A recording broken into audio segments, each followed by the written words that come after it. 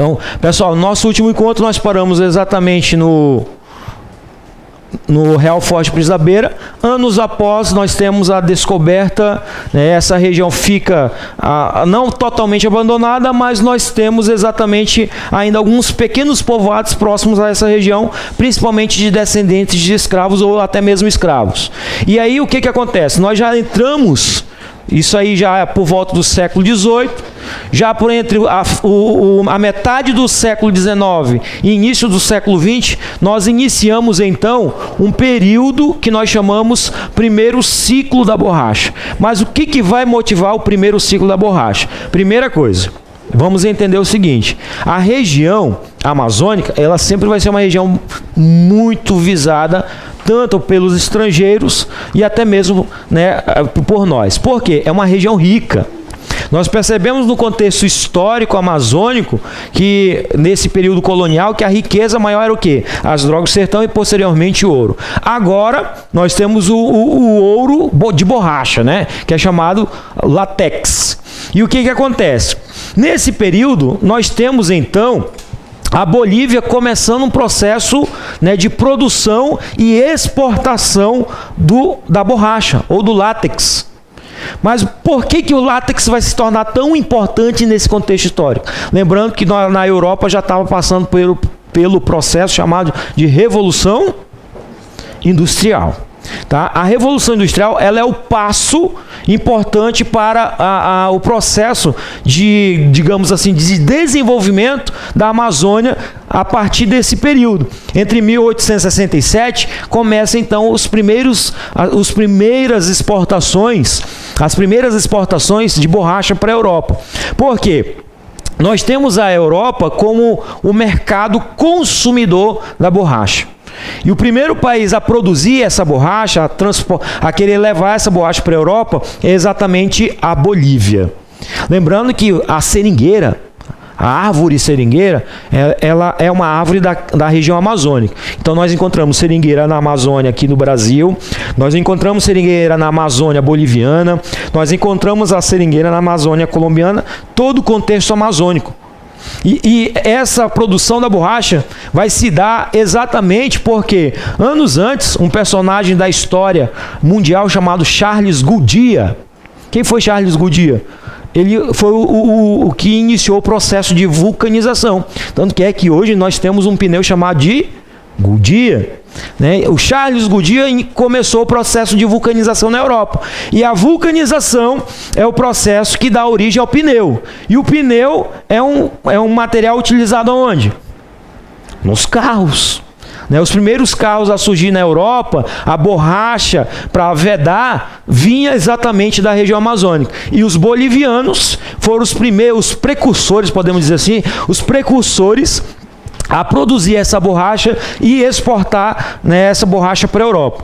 E para isso, o que acontece? Nós temos então um problema. Porque a Bolívia, se você pegar um mapa da América do Sul, a Bolívia está isolada. Ela não tem saída para o mar nem para a esquerda, nem para a direita. Né? Nós temos, de um lado, o Brasil com o seu imenso território, e do outro lado, a Bolívia tinha perdido terras, né, para o Chile, né, num conflito que existiu entre eles lá, anos antes, e havia perdido terras para o Chile. Então ela não tinha saída nem para o Oceano Pacífico e nem para o Oceano Atlântico. Como transportar essa borracha? Pelos rios da Amazônia. Que rios? Amazonas, o Rio Madeira. Para resolver essa situação, o que o governo da Bolívia, né, vai fazer? Vai chamar o governo brasileiro e vai assinar um tratado muito importante desse período, chamado Tratado de Ayacucho. Tá? O Tratado de Ayacucho, vou colocar aqui, ó, Tratado de Ayacucho,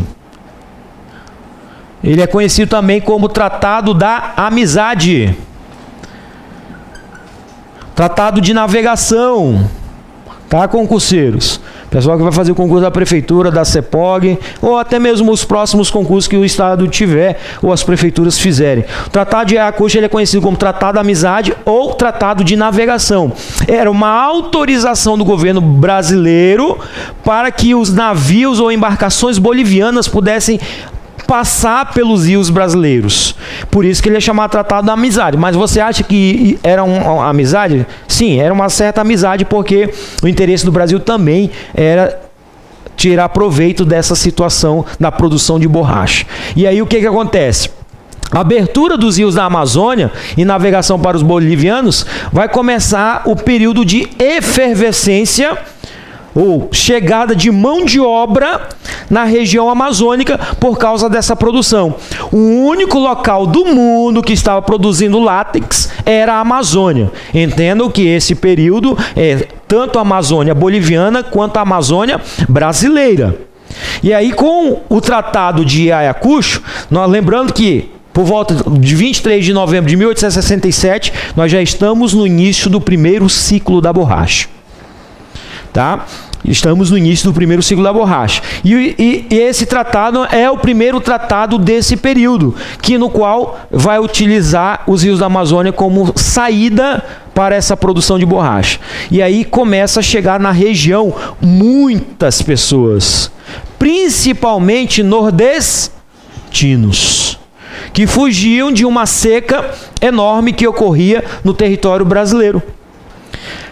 Lembrando que, historicamente, tanto os nordestinos vai ser a população que vai dar origem, vai misturar também, né, dar origem às populações amazônicas, principalmente a população de Rondônia.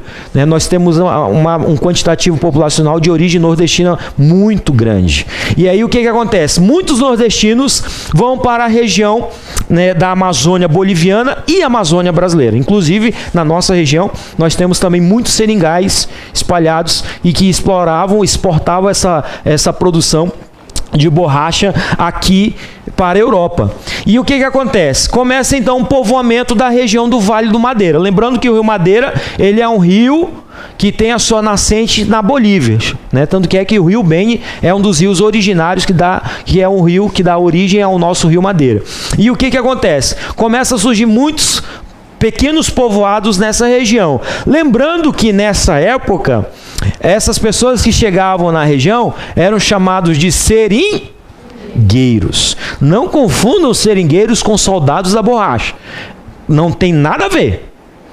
A única coisa que tem a ver é que os dois trabalhavam na realidade, na exploração, mas estão em períodos históricos diferentes. Os seringueiros é do primeiro ciclo da borracha. Os soldados da borracha é do segundo ciclo da borracha. Tá? Então, os seringueiros, esses trabalhadores, começam a chegar na região, principalmente povos de origem nordestina. Chegavam na região para trabalhar nos seringais bolivianos e também nos seringais brasileiros. Nessa situação, o que acontece? A situação de trabalho era bastante caótica. Tanto que a forma de trabalho dessa região era uma forma de trabalho quase escrava. O sistema de trabalho era chamado sistema de barracão. O que é um sistema de barracão? Um sistema no qual o seringueiro dependia do dono do seringal, que era chamado de seringalista. Tá? Ou seja, a roupa, o alimento, o material de uso de trabalho, tudo era do seringalista e tudo se pagava. Então, praticamente, ele trabalhava para pagar para poder sobreviver dentro dos seringais. Era essa situação que existia. E o pior ainda era a situação dos nordestinos em território boliviano. Por que era pior? Porque eles estavam em um local, ou estavam em um país que era um pouco complicado as relações de trabalho. E o que acontece? A forma, como eu já falei para vocês, a forma de trabalho era a forma de barracão. Tanto que existiam algumas situações, ou podemos dizer assim, algumas repartições dentro do sistema de trabalho. Nós temos aí as casas exportadoras, as casas de aviamento, né, os seringalistas, que eram os donos dos seringais, os seringueiros eram os que trabalhavam na exploração do látex, né? E o que acontece? Esses nordestinos, podem perceber que começa a chegar nessa região, eles vêm para o trabalho. Tanto que o pior momento desses povos nordestinos na região amazônica é quando estoura a Revolução Acreana. O que tem a ver o Acre com essa história? Muita coisa. Porque o Acre pertencia ao território boliviano, né? E nesse período havia muitos nordestinos em território boliviano. E personagens da história do território acreano começam ou criam o processo da Revolução do Acre, ou a questão acreana, que é exatamente Luiz Galvez, Luiz Galvez, Plácido de Castro, eles são personagens da história do Acre. O pessoal que participou da turma do concurso do Acre, da PM, a gente falou tudo isso. Mas só a nível de conhecimento, o Acre pertencia à Bolívia e surgiu a República do Acre devido a esse processo de revolta. E o que aconteceu? Os personagens importantes, Luiz Galvez, Plácido de Castro, foram personagens que revolucionaram essa região. E para resolver essa situação, o que nós vamos ter? O governo brasileiro, por volta de 1903, assina o outro tratado desse período, chamado Tratado de Petrópolis.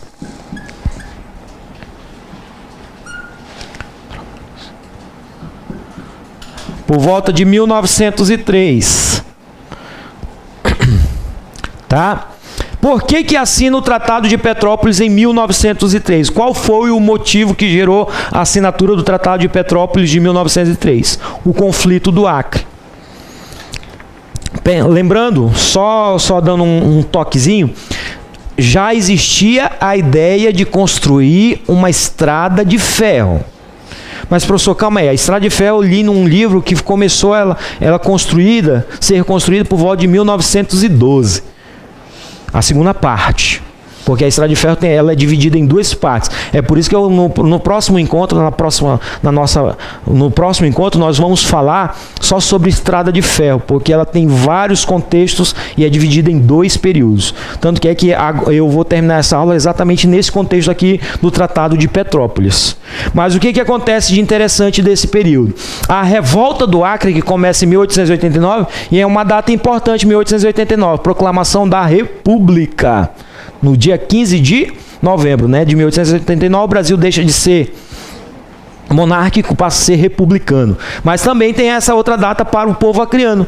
Nós temos a questão do Acre, que estoura exatamente essa revolta, e há muitos conflitos, muitos brasileiros morreram nesse conflito entre bolivianos e nordestinos, por causa dessa proclamação do Acre instaurada por Luiz Galvez, e Plácido de Castro posteriormente. E o que acontece? Para minimizar essa situação de morte, conflito na região dos seringais bolivianos, o governo brasileiro, juntamente com o governo boliviano, assina o chamado Tratado de Petrópolis, no qual as duas principais ideias. Claro que o Tratado de Petrópolis tem outros contextos importantes também, mas os dois principais contextos são construir a estrada de ferro Madeira-Mamoré e comprar o Acre por quantos milhões? 2 milhões de libras. Lembrando que libras esterlinas é a moeda de qual país? Inglaterra. Perceba o seguinte, historicamente, os portugueses sempre tiveram, e o Brasil sempre teve, até nesse período aí, relações com os ingleses, relações comerciais. E é aí que entra a situação de que, ao comprar o Acre por 2 milhões de libras esterlinas, o Brasil começa a se endividar. Vocês já ouviram falar da dívida externa? Ouviram falar sobre dívida externa? Começa não somente nesse período. Nós tivemos antes alguns contextos que também teve empréstimo com os ingleses. E esse aqui foi um deles. Esse empréstimo de 2 milhões de libras para comprar o Acre dos bolivianos, para minimizar um problema que estava lá no Acre, a questão do Acre, a revolta acreana, e construir a estrada de ferro Madeira-Mamoré. Só para nível de conhecimento rápido, a estrada de ferro Madeira-Mamoré, no primeiro momento, ela teve parceria inglesa e americana para a construção. Cito algumas empresas, Peyton Collins, Red Bros Company e outras que vieram nesse primeiro momento tá? Para construir a estrada de ferro e que não deu em nada. Mas isso aí é o próximo encontro eu vou falar, e o nosso encontro é na quinta-feira agora, tá? E o que acontece? O primeiro ciclo da borracha, é interessante notar que nós estamos aqui exatamente em que século? Século XIX, tá? Metade do século XIX e início do século XX, né? 1867, né? Pelo Tratado de Ayacucho. E aí, nesse período, quem tinha a ideia, quem possuía a ideia de construir uma estrada de ferro eram os bolivianos. E começou a dar certo quando se estoura a Revolução Acreana, tá? Mas o século XIX, ele inicia exatamente com o primeiro ciclo da borracha. E aí eu cito o exemplo, né, como eu falei para vocês, a questão do Acre, a questão da vulcanização, e importante, os dois tratados, Tratado de Ayacucho e Tratado de Petrópolis. A questão do Acre é resolvida pela compra, a construção da estrada de ferro é resolvida pelo Tratado de Petrópolis, e aí nós temos, a partir de então, uma situação que vai fazer com que a borracha, o primeiro ciclo da borracha, começa a entrar em decadência. Lembrando que ainda não falei sobre estrada de ferro Madeira Mamoré, tá? Mas a decadência da borracha, isso já por volta de 1912, né? Em 1912 nós já temos o início da construção da estrada, que eu vou falar no nosso próximo encontro, mas vai se dar essa decadência pela biopirataria. Quem foi o responsável pela biopirataria das seringueiras ou das sementes de seringa aqui na região? Alexander Wickham. Alexander Wickham, um inglês, estudioso, botânico, biólogo, passou por essa região e catou centenas e centenas de sementes de seringueira, levou para a Europa. Tá? Ao levar para a Europa, trabalha um contexto genético, modifica ela geneticamente e leva para uma colônia inglesa lá na Ásia. Essa colônia inglesa é o Sri Lanka e a Malásia. E essa decadência vai se dar exatamente porque os ingleses, além de traficarem essas sementes, começaram a produzir sua própria borracha na sua colônia, lá na Ásia. E é por causa dessa produção de borracha lá na Ásia, é que os ingleses deixam de comprar a nossa borracha aqui na Amazônia. É por isso, e isso aqui tem uma ligação diretamente com o segundo ciclo da borracha, para vocês entenderem também. Por causa dessa produção, a decadência, a Malásia e o Sri Lanka produzem borracha para os ingleses, e eles possuíam o monopólio da produção, então eles podiam vender ao preço que eles quisessem. E aí, já no segundo ciclo da borracha, isso já por volta de 1942, devido à Segunda Guerra Mundial, essa região é invadida por tropas japonesas. E aí deixa de produzir, e agora mais uma vez os ingleses e os americanos, principalmente os americanos, voltam os olhos à região amazônica, que vai ser o período do segundo ciclo da borracha, mas isso é um contexto para outros encontros. Mas esse nosso encontro de hoje, entendo, o primeiro ciclo da borracha, ele começa em 1867, né, onde nós temos a assinatura do Tratado de Ayacucho, né, Tratado de Amizade e Navegação, tá? Onde autorizava os navios ingleses a transportarem a sua produção pelos rios amazônicos. Devido a isso, o Brasil produz também borracha, nordestinos migram para a região amazônica, tanto a Amazônia brasileira quanto a Amazônia boliviana, e por causa dessa migração, a forma de trabalho, como eles eram tratados em território boliviano, é que estoura a Revolução do Acre. Essa Revolução do Acre é o ponto de partida para a assinatura do Tratado de Petrópolis, que por sinal é assinado por Dom Pedro II. Tá? Dom Pedro II, através de Barão do Rio Branco. Tá? Tanto que uma cópia do Tratado de Petrópolis tem no museu lá na cidade de Rio Branco, e é assinada por Barão do Rio Branco, que é um intermediário de Dom Pedro II, que resolve essa situação do conflito acreano através da compra e resolve criar ou construir a estrada de ferro Madeira Mamoré. Perguntas? Não? Todo mundo entendeu essa parte do primeiro ciclo? Então até quinta-feira. Oi? Você foi o nome responsável pelo culto da semente, Alexander, né? Alexander Wickham. Cadê? Porque é Alexander Henry Wickham. Tá? Mas é Alexander Henry Wickham, que foi o responsável por fazer a biopirataria, né, e levou essas sementes para as colônias inglesas lá no continente asiático. E é aí que começa a decadência. Nesse processo de decadência, estamos na segunda parte da construção da estrada de ferro Madeira Mamoré. Ok? Boa noite, vamos fazer o nosso cafezinho.